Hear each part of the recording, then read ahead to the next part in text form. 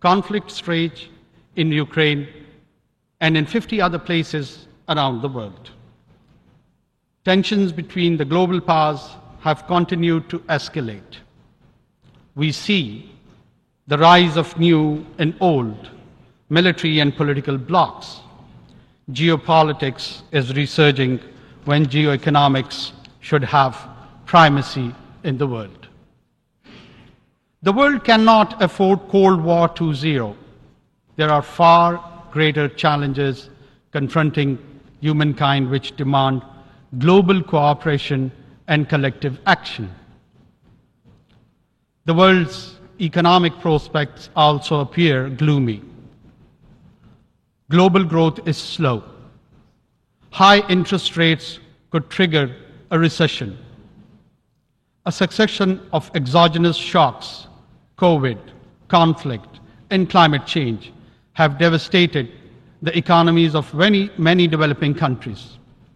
Many countries of the global south have barely managed to stave off defaults. Poverty and hunger have grown, reversing the development gains of 3 decades. At yesterday's SDG summit, far-reaching commitments were made to implement the Sustainable Development Goals. We must ensure implementation of the SDG stimulus, the rechanneling of unused special drawing rights for development banks, and the resolution of the debt problems of the 59 countries in debt distress. Pakistan also looks forward to the fulfillment of the climate change commitments made at COP28 by the developed world to provide over $100 billion in annual climate finance,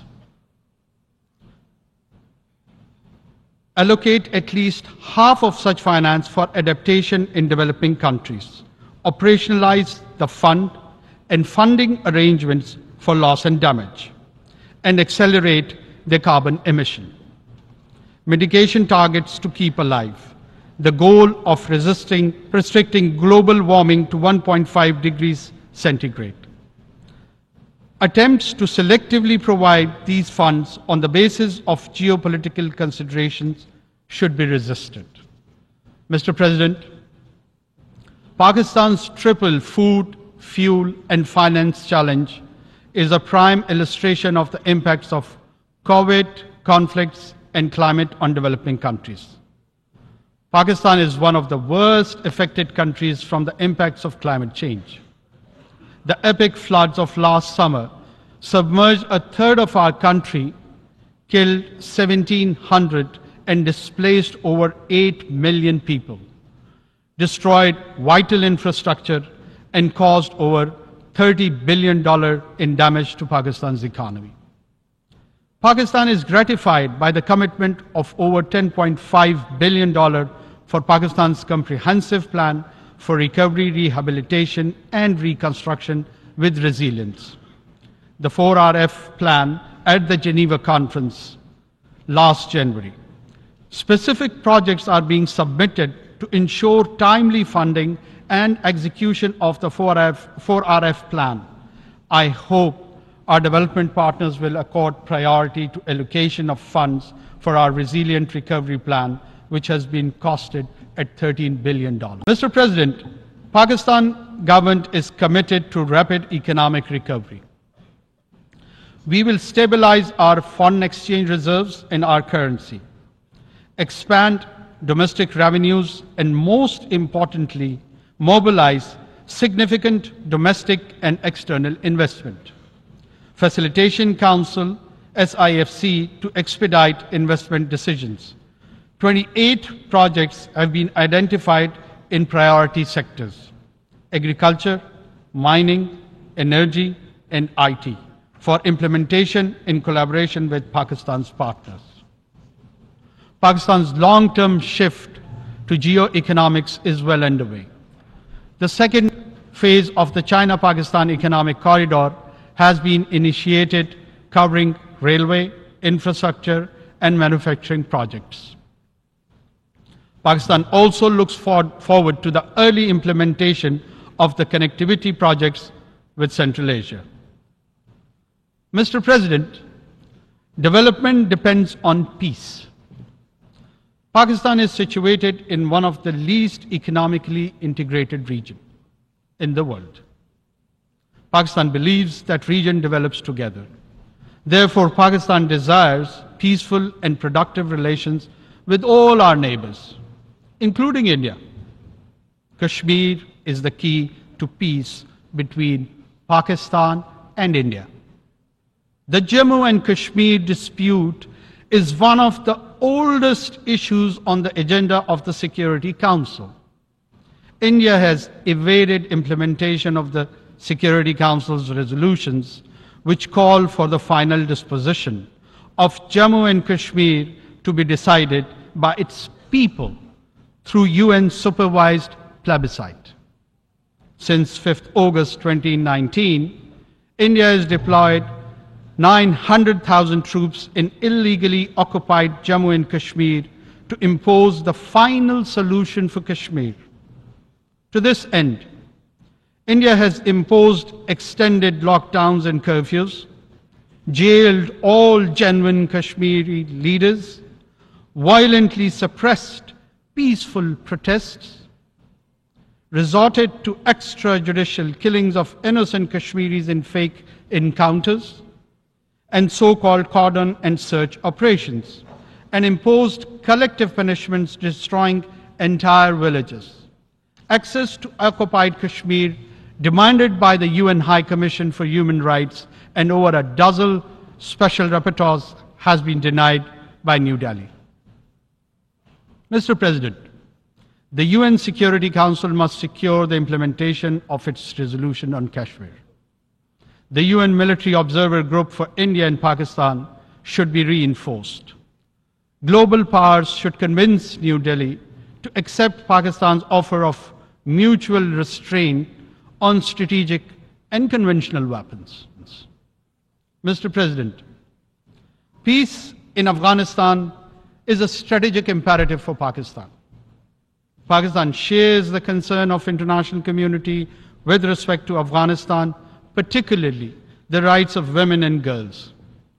Yet we advocate continued humanitarian assistance to a destitute Afghan population, in which Afghan girls and women are the most vulnerable, as well as revival of the Afghan economy and implementation of the connectivity projects with Central Asia. Pakistan's first priority is to prevent and counter all terrorism from and within Afghanistan.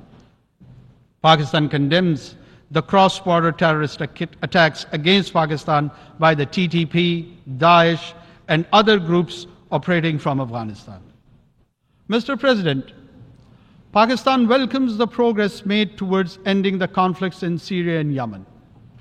In particular, we warmly welcome the normalization of relations between the Kingdom of Saudi Arabia and the Islamic Republic of Iran. Unfortunately, the tragedy of Palestine continues.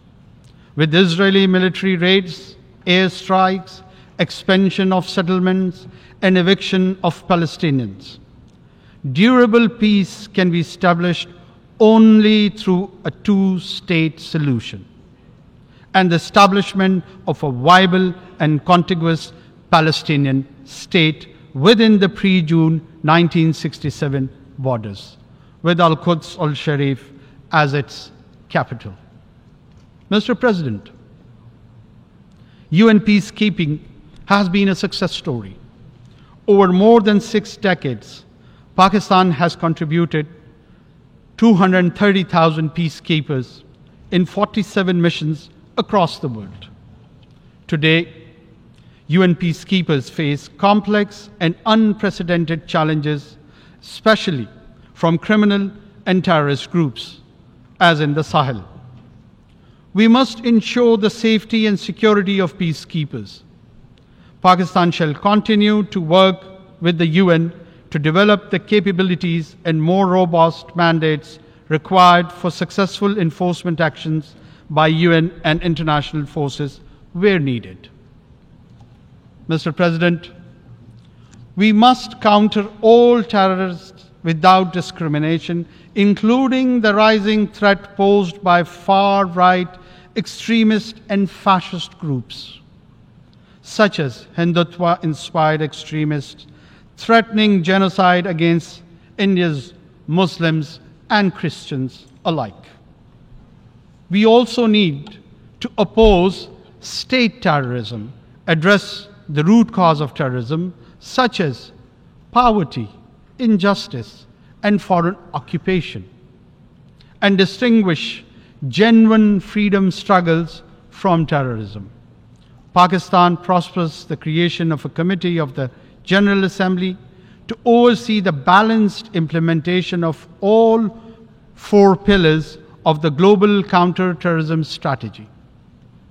Mr. President, our progress based on rich history of cooperation, understanding, exchange, and synthesis of ideas among civilization is impearled today.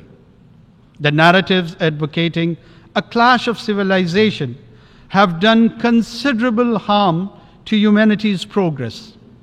Such ideas have done considerable harm to humanity's progress. Such ideas have bred extremism, hatred, and religious intolerance, including Islamophobia.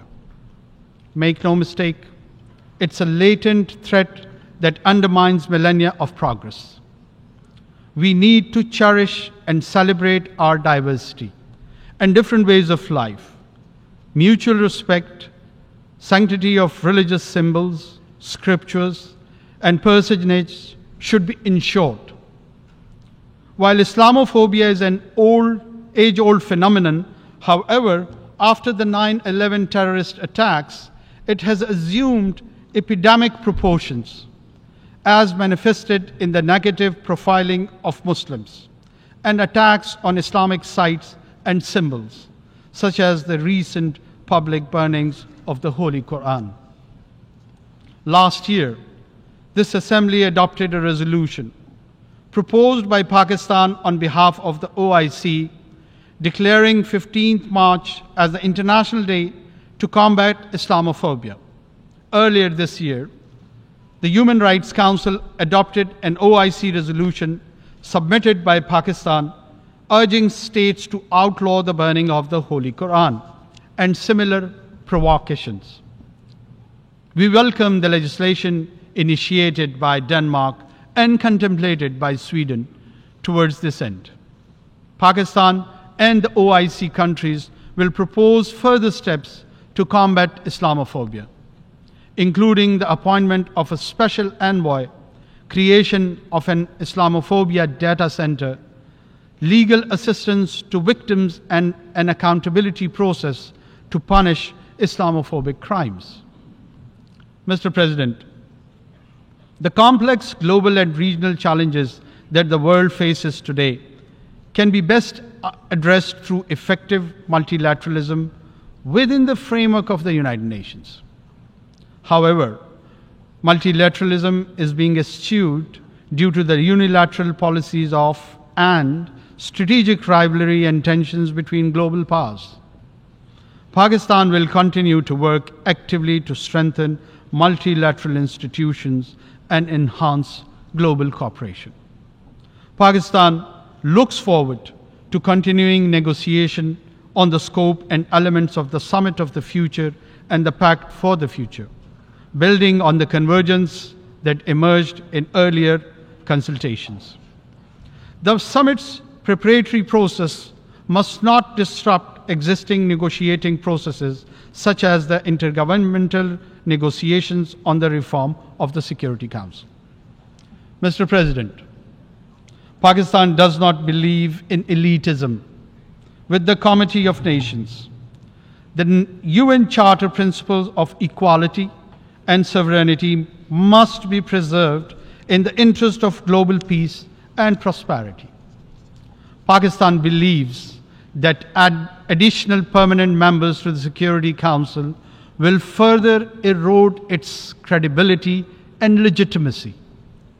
The widest possible agreement can be best achieved on the basis of the Uniting for Consensus Group's proposal for expansion of the Council only in the non-permanent category with provision for a limited number of long-term seats.